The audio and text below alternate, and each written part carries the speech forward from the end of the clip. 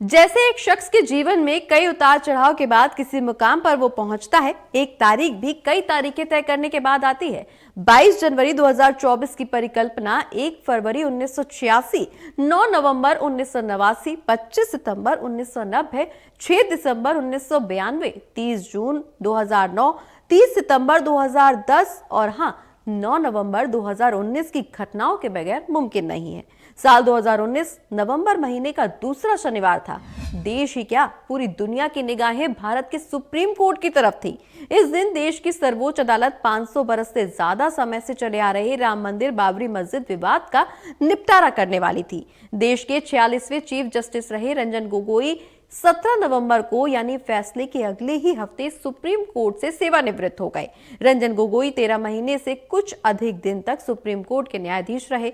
Retirement के 4 महीने बाद ही उन्हें पूर्व राष्ट्रपति रामनाथ कोविंद ने राज्यसभा के लिए मनोनीत कर दिया। इसी साल जुलाई के महीने में सांसद रंजन गोगोई को विदेश मंत्रालय को लेकर बनी पार्लियामेंट्री स्टैंडिंग कमेटी यानी संसद की स्थायी समिति के सदस्य के तौर पर नियुक्त किया गया।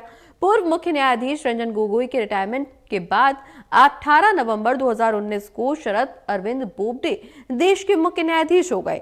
हम जानते हैं ये पद सीनियरिटी को ध्यान में रखकर मिलता है। चूंकि बोबडे साहब ही कोर्ट में गोगोई साहब के बाद सबसे वरिष्ठ जज थे, ऐसे में वो देश के 47वें चीफ जस्टिस बन गए।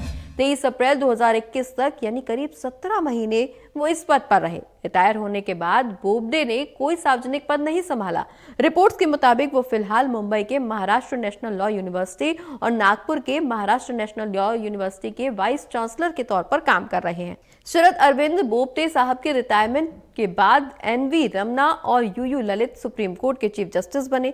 पूर्व जस्टिस उदय उमेश ललित के सेवानिवृत्त होने के बाद वरिष्ठता के आधार पर धनंजय यशवंत चंद्रचूड़, जिन्हें हम अपनी जुबान में डीवाई चंद्रचूड़ भी कहते हैं, वो देश के 50वें चीफ जस्टिस बने।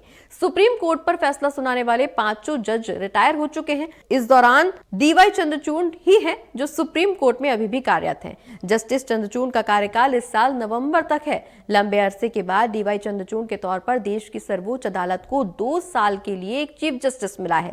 राम जन्मभूमि के पक्ष में फैसला देने वाली पीठ में शामिल रहे पूर्व न्यायाधीश अशोक भूषण 4 जुलाई 2021 के सुप्रीम कोर्ट से रिटायर हो गए।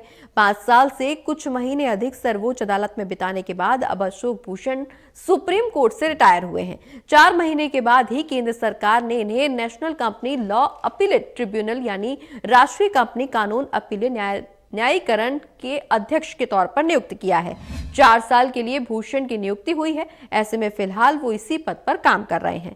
वहीं दूसरी ओर एस अब्दुल नजीर भी अयोध्या विवाद पर फैसला सुनाने वाली पीठ का हिस्सा थे। पिछले साल करीब 6 साल देश की सबसे बड़ी अदालत में बिताने के बाद 4 जनवरी 2023 को वो सुप्रीम कोर्ट से सेवानिवृत्त हो गए।